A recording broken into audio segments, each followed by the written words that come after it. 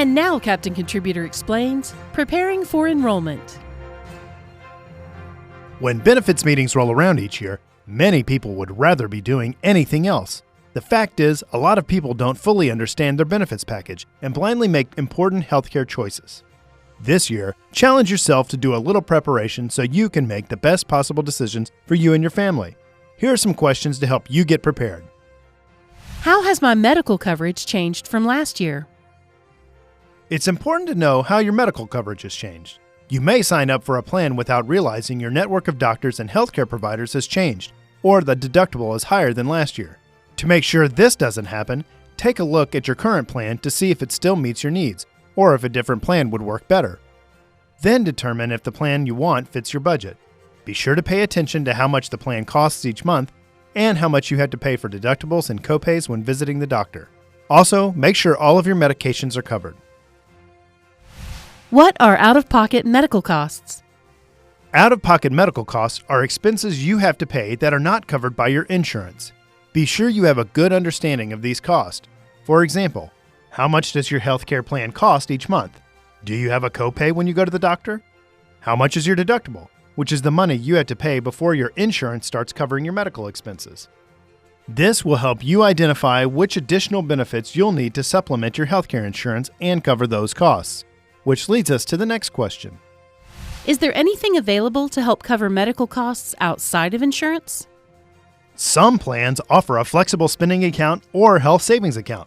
A flexible spending account, or FSA, is a benefit account that allows you to sock away money to cover out-of-pocket medical costs like copays, deductibles, dental care, and prescriptions. Best of all, you don't have to pay taxes on the money you put into this account, and you don't even have to have healthcare coverage to use it. A great thing about FSAs is that whatever money you choose to set aside is available to spend on the first day of the plan year. You do have to be aware, though, that you may lose any funds you don't spend by the end of the plan year. A health savings account, or HSA, is similar to an FSA, except HSAs are only available if you enroll in a high-deductible health plan.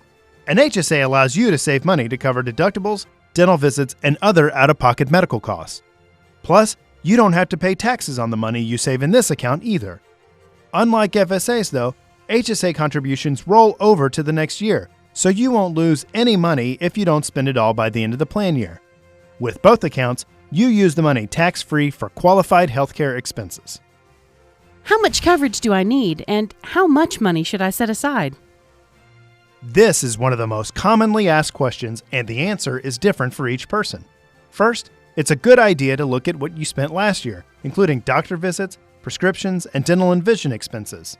Add these up for yourself and your dependents. Then think about whether or not you have any big expenses coming up. Are you expecting a baby? Are your kids getting braces? Take these into account as well to help you figure out how much money to put into your FSA or HSA. There is a limit on how much you can set aside each year, so check with your Human Resources Department. One other big expense you may have is for childcare.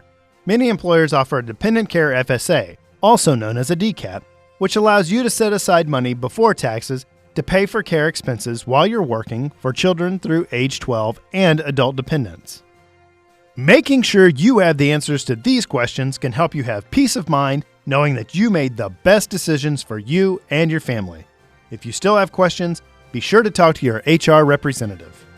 Be sure to follow Captain Contributor on Facebook and Twitter for more tips on your healthcare benefit accounts.